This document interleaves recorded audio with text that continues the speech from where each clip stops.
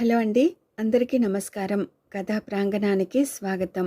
ఇప్పుడు మనం చెప్పుకోబోతున్న కథ చుట్టాలు. రచన ప్రముఖ రచయిత అర్నాథ్ గారు. ఇక కథలోకి వెళ్దామా? ఏవండి, చిన్న మాట, రహస్యంగా పిలుస్తున్నట్టు అతి నెమ్మదిగా పిలిచింది సరోజ వంటగదిలోంచి. పేపర్ చదువుతున్న సూర్యం పేపర్లోంచి తలెత్తాడు. ఏమిటన్నట్టు చూశాడు. అంతేకాని కుర్చీలోంచి కదిలి పెళ్ళాం దగ్గరికి పరిగెట్టలేదు. ఏం మనిషి అనుకుంటూ తనే దగ్గరికి వచ్చింది. వచ్చి, మా అమ్మ ఈరోజు మేలుకి వెళ్ళిపోతానంటోంది అంచేత అంటూ ఏదో చెప్పబోతున్న సరోజను పూర్తిగా చెప్పనీయకుండానే అందుకున్నాడు సూర్యం. అదేం, వచ్చింది మొన్ననే కదా, అప్పుడే వెళ్ళిపోవడం ఏమిటి? మనం వేసుకున్న ప్రోగ్రాం గుర్తుందా? 3 గంటలకు బయలుదేరి ఫోర్టుని చూద్దామనుకున్నామా? అక్కడి నుంచి వెంకటేశ్వర టెంపుల్కి వెళ్ళి అలా పామ్ బీచ్ అది మీ అమ్మకి చూపిద్దామనుకున్నామా? రేపు తెల్లారి లేచి సింహాచలం వెళ్దామనుకున్నామా? అందుకు నేను ఈ 2 రోజులు సెలవు పెట్టి ఫోర్టు చూడ్డానికి పర్మిషన్ పెట్టి ఇంత చేస్తే వెళ్ళిపోవడం ఏమిటి? 2 రోజులు ఉండమని చెప్పు సరు. కూతురివి, ఆ మాత్రం చెప్పలేవు? పోనీ నన్ను చెప్పమంటావా? ఏరి అత్తగారు? కుర్చీలోంచి లేచాడు. స్నానం చేస్తోంది అంది సరోజ. కూర్చుండిపోయాడు సూర్యం. అది బాత్రూమ్ అయిపోయింది కానీ, లేకుంటే సూర్యం నిజంగానే పరిగెట్టే మనిషని సరోజకి తెలుసు. అలాంటి మనిషనే కదా చిన్న మాట అంటూ చెప్పడానికి వచ్చింది. కానేది చెప్పనిస్తేగా? మీ గొడవ మీదే గాని నన్ను పూర్తిగా చెప్పనియరా? సరోజ చిరాకుని గమనించి చిన్నగా నవ్వేసి పేపరు అవతలికి పారేసి బుద్ధిగా చేతులు కట్టుకుని, చిత్తం, చెప్పండి సార్ అన్నాడు సూర్యం. అటు ఇటు చూసింది. 3 ఏళ్ల కొడుకు పక్క వాటాలోకి పోయి ఆడుకుంటున్నాడు. 10 నెలల పాప ఉయ్యాల్లో నిద్రపోతోంది. తల్లి స్నానం చేస్తున్న బాత్రూమ్ ఈ గదికి అటాచ్డ్ కాదు. 3 వాటాలకి కలిపి ముచ్చటగా ఒకే ఒక బాత్రూమ్. ఈ గదికి 20 గజాల దూరంలో ఉంది. అయినా చాలా నెమ్మదిగా చెవిలో ఊదింది. మా అమ్మ ఈరోజు మెయిల్కి వెళ్ళిపోతానంటోంది కాబట్టి వెళ్ళనియండి. అంతేకాని ఫోర్టు, బీచు, సింహాచలం అంటూ 2 రోజులు ఉండండి అనే మెహర్బానికి పోకండి దయచేసి. నిర్ఘాంతపోయాడు సూర్యం. నీకు కానీ మతిపోయిందేమిటి? నాకు మతేం పోలేదు కానీ దయచేసి నా మాట విని నేను చెప్పినట్టు చేయండి. మీకు పుణ్యం ఉంటుంది. మీరు నన్ను రాక్షసిని అనుకోండి, కర్కోటకురాలని అనుకోండి, ఏమనుకున్నా నేను బాధపడను. కానీ బయలుదేరుతున్న మా అమ్మని ఆపకండి, వెళ్ళనియండి. ఉయ్యాల్లో పాప కదులుతుంటే ఊపడానికెళ్ళింది. ఉయ్యాల ఊపుతూ, మీరిక అలా కూర్చుంటే అవదు, లేవండి అంది భర్తతో. మధ్యాహ్నం మేలుకి ఇప్పటినుంచే ఎందుకు? అయితే మధ్యాహ్నం దాకా కూర్చుంటారా? నేను లెమ్మంటున్నది బజారుకి. 20 రూపాయల నోటు అతని చేతికిచ్చింది. బజారుకి బయలుదేరుతూ, ఏం తెమ్మంటావు అన్నాడు. ఓ 1/4 కేజీ కోడి మాంసం తిండి చాలు. 1/4 కేజీ ఏం సరిపోతుంది? మీ అమ్మకే రాదు. అదే సరిపోతుంది. అయినా నేను తెమ్మంటున్నది మా అమ్మకే. అది కాదు సరు, 1/2 కేజీ తెస్తే అందరికీ సరిపోతుంది కదా. 1/2 కేజీ ఏం కర్మ? కేజీ తెచ్చి ఆ నోటు అవగొట్టేయండి. ప్రతిదానికి ఎందుకు సరు అంత చిరాకు? చిరాకు కాకపోతే ఏమిటండి? ఏదైనా ఎందుకంటున్నానో అర్థం చేసుకోరు మీరు. ఇంట్లో చూస్తే దేనికేది కనపడదు. ఇంకా పప్పులు ఉప్పులు కొనలేదు. జీతం చూస్తే అయిపోవచ్చింది. మళ్ళీ జీతాలంటే ఇంకా 15 రోజులుంది. నేనెందులో పడి చచ్చేది చెప్పండి? నా చేతిలో ఇప్పుడు 100 కూడా లేదు. ఆ 100నే ఈ నెలాఖరు దాకా ఈడ్చుకొద్దామనుకుంటే మీరు కానివ్వరు. అది కావాలి ఇది కావాలని అంటారు. కోడి మాంసం మీకేనేంటి, నాకు మాత్రం తినాలని లేదా? మీరు అర్థం చేసుకోరు. నిన్నటిది ఎందుకొచ్చిన ఖర్చు చెప్పండి? మా అమ్మని సినిమాకు తీసుకెళ్దామన్నారు. సినిమా అనగానే నేను సరదా పడిపోయి కొట్టేశాను. ఖర్చు ఎంతైందో తెలుసా అండి? 18 రూపాయలు. వదిలిపోయింది సినిమా సరదా. ఏ నెల కానెలా అనుకోవడమే. ఓ 50 మిగిలితే ఒక అట్టుడు చీర కొనుక్కుందామని. చీరలన్నీ చిరిగిపోయాయి. ఇంట్లో కట్టుకోవడానికి సరైంది ఒక్కటి లేదు. ఇవేం మీరు గమనించరు అంటూ చీర కుచ్చిళ్లలో దాగున్న చిరుగుల్ని భర్తకి చూపించింది. సంసారం ఈదడానికి ఆమె పడుతున్న వేదన ఆమె కన్నీళ్లలో ప్రతిఫలించింది. ఆ చిరుగులు చూసి, ఆ కన్నీళ్లు చూసి, సర్లే చీర కొంటాన్లే అనలేదు సూర్యం. పైగా జీతం ఇంచుమించు అంతా నీ చేతుల్లోనే పెట్టేస్తున్నా కదా సరు అన్నాడు. పెడితే తినేస్తున్నానా? చూస్తున్నారు కదా, ఖర్చు మీద ఖర్చు. ఇలా 100 నోటు తీస్తే నోటుని కాల్చినంత వేగంగా ఖర్చయిపోతోంది. నన్నేం చేయమంటారు చెప్పండి? ఇంటి అద్దె, పాల డబ్బాలు, బియ్యం, వీటికన్నా కనపడని ఖర్చే ఎక్కువ. నేను మోయలేను బాబు ఈ సంసారం. ఈ రోజు నుంచి మీరే ఎత్తండి. మీరు జీతం నాకు పైసా ఇవ్వొద్దు. దేనికది ఇంట్లో సరుకు తెచ్చిపడేయండి. నేను వండి పడేస్తాను అదిరిపడ్డాడు సూర్యం. అంత పని చేస్తే ఇంకేమైనా ఉందా? సరోజని దగ్గరికి తీసుకుని, నాకు తెలుసు సరు, నువ్వు కాబట్టి ఒక లైన్లో పద్ధతిగా జీతాన్ని నెలంతా సర్దుకొస్తున్నావు. అదే నేనైతే బాక్సింగ్లో ఫస్ట్ స్ట్రోక్కే నాకౌట్లా నెలలో తొలివారం ఖర్చుకే నేల పడిపోయి 1 2 3 అంటూ 100 లెక్క పెట్టినా లేవలేను. వెధవ మాంసం, పావు కేజీ ఎగస్ట్రా వల్లే కదా సంసారం ఎత్తనని పెద్ద పెద్ద మాటలు అనేస్తున్నావు.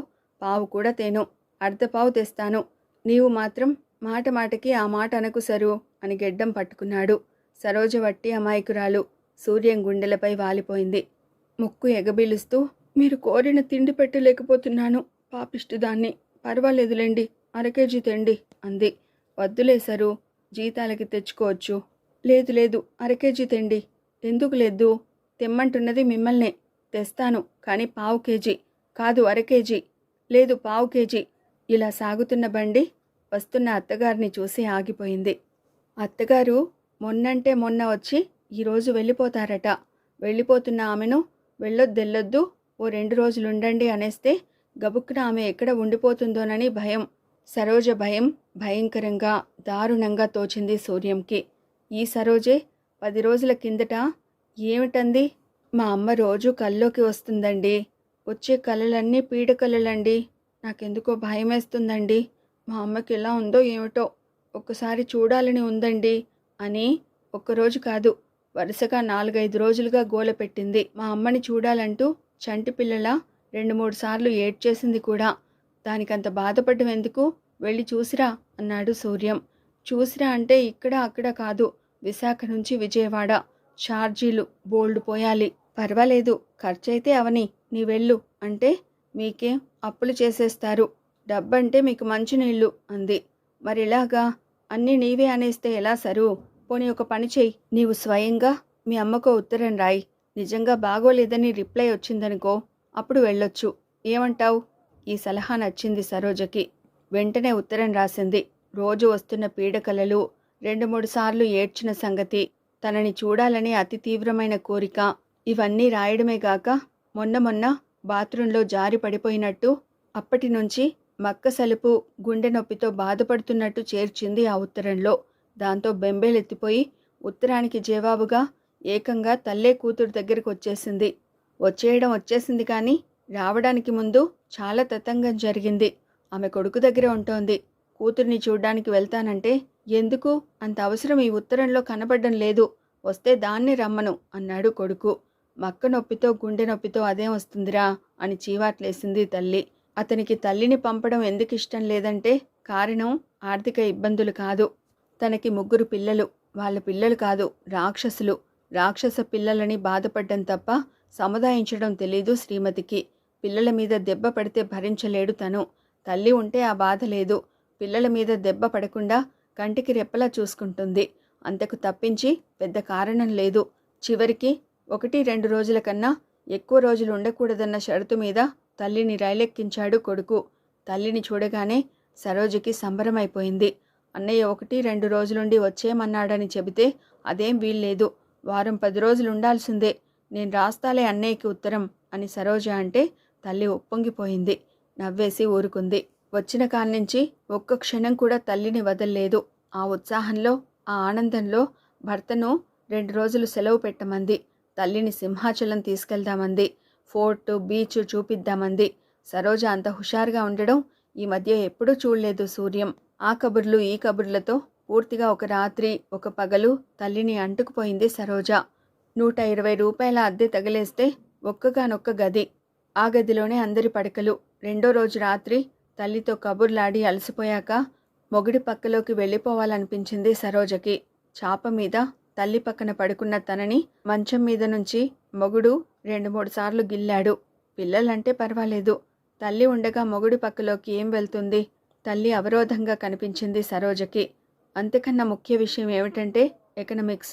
మరో మనిషి సడన్గా వచ్చి జాగ్రత్తగా ప్లాన్ చేసుకున్న బడ్జెట్ని తలకిందులు చేయడం.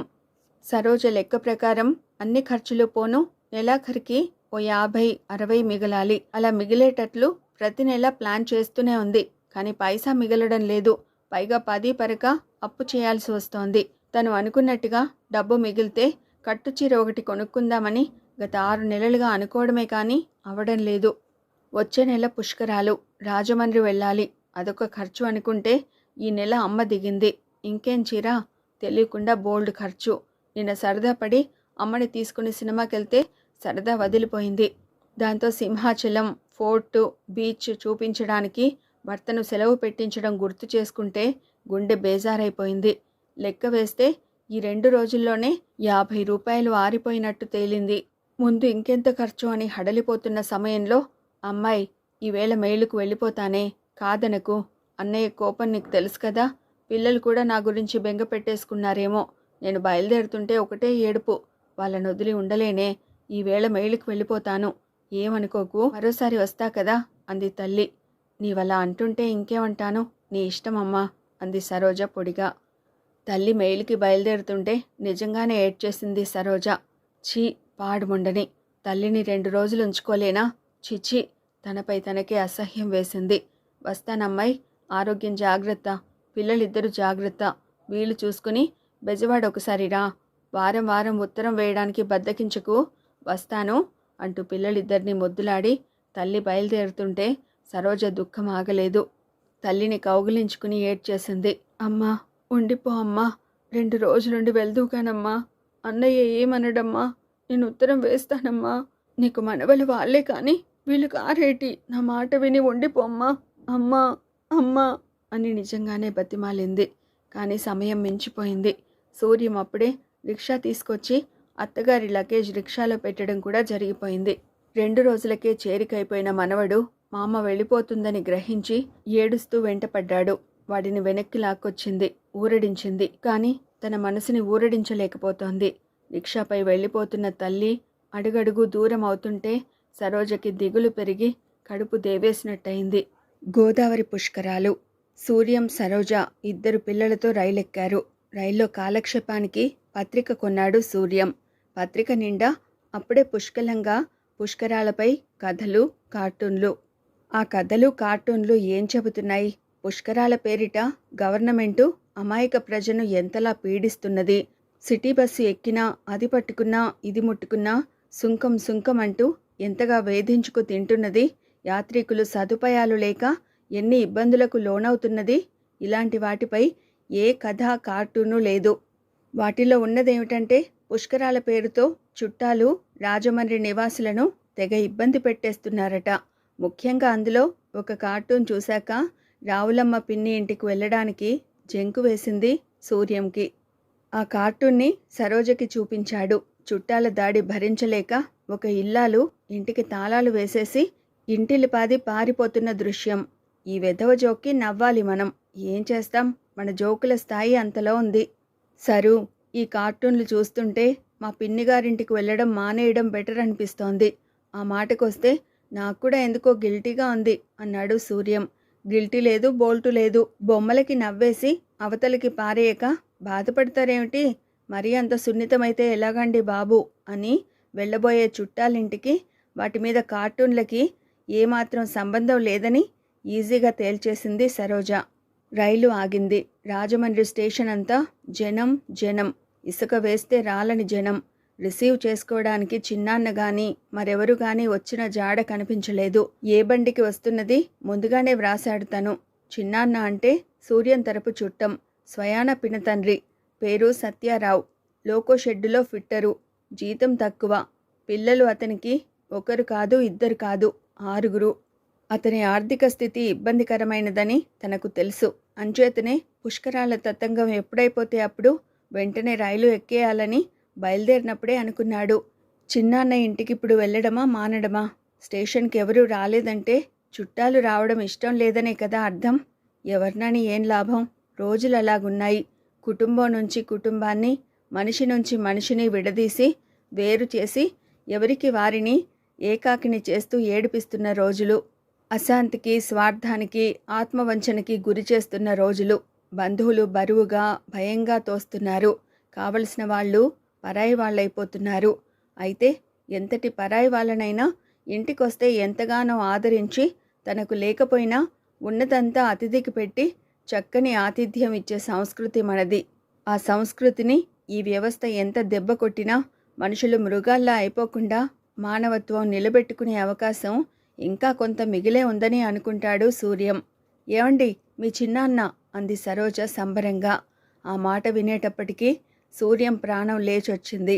సత్యారావు ముందుగా సూర్యం సరోజలను పలకరించి బాబుని ముద్దాడి సరోజ చేతిలోంచి పాపను తీసుకుని ఎత్తుకుంటూ, స్టేషన్కి బండి రాకముందే వచ్చాను సూర్యం.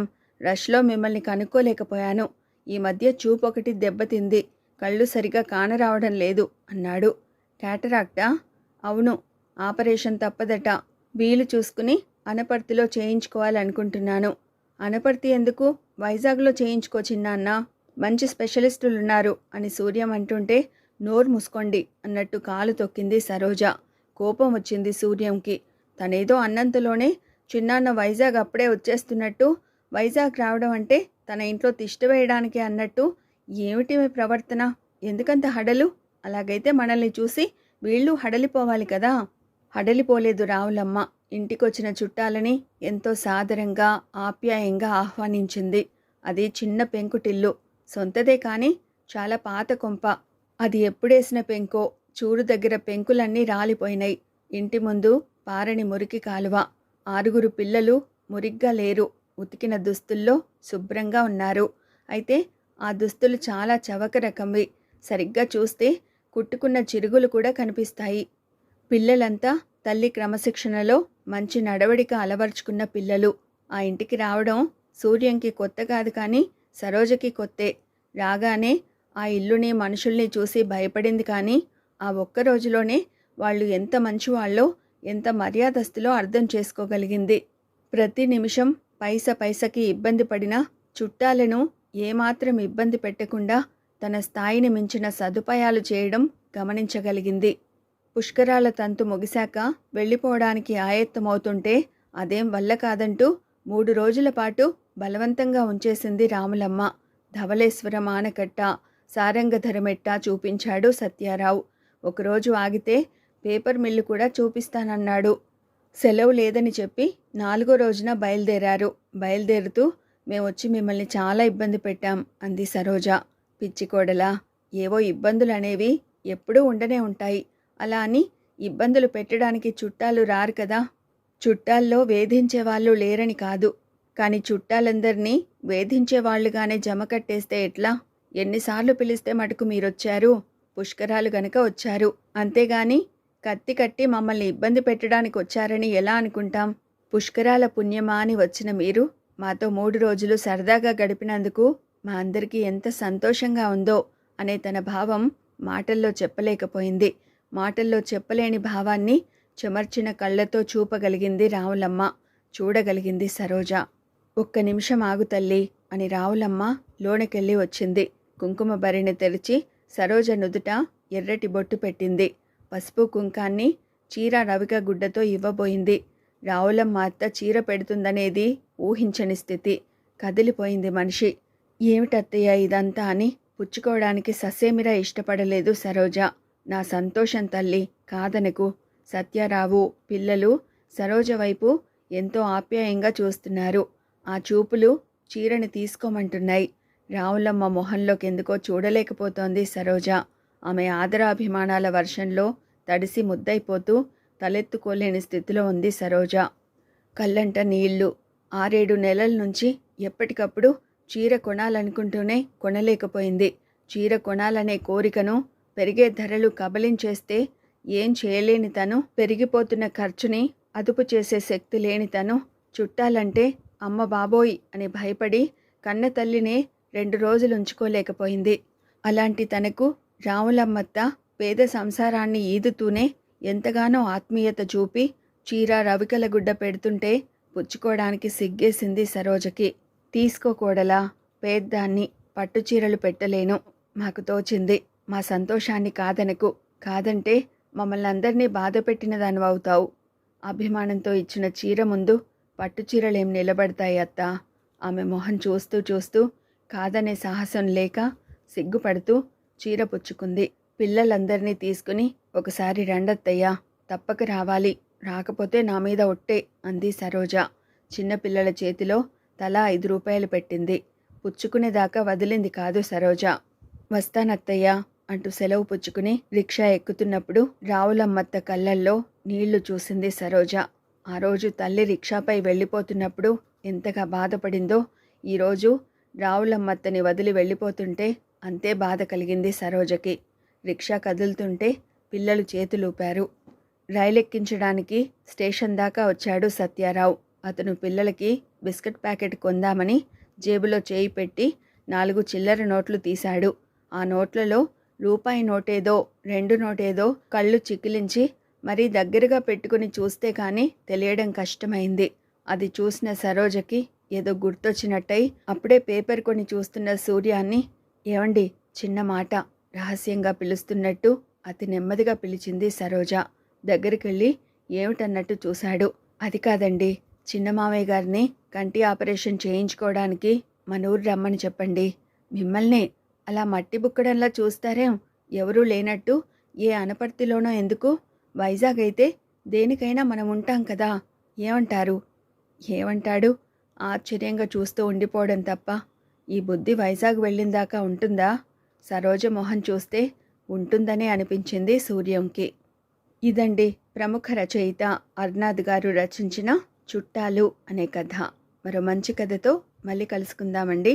Thank you.